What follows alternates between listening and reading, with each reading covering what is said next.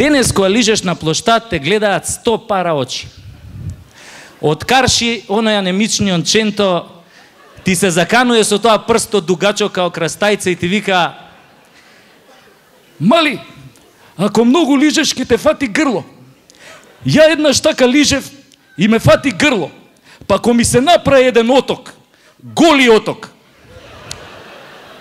А од другава страна цар Самуил седнал на она домаќинска на фотелја, те гледа и ти вика: дечки, за колку го лижеш?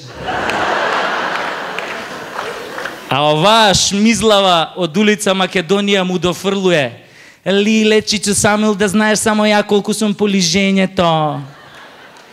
И таман си направил чекор или два да киднеш, која на тебе се надвиснал Александар со тоа...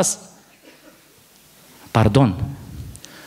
Над тебе се надвиснал воинот на конј со тоа сатарот, те були у сладоледот и ти вика: еј, брате, само да знаеш у мое време како се лижеше.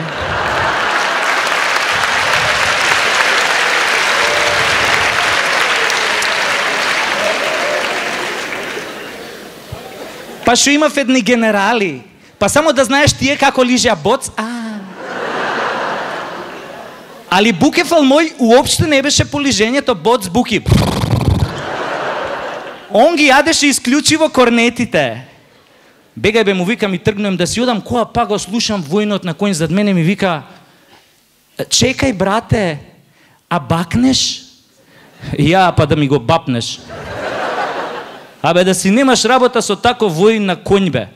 Оти знаете како рекле нашите: подобро змија да те апне, отколку воинот на конј да ти го... Абе, шо воинот на конј, бе? Замисли конјот да ти го бапне.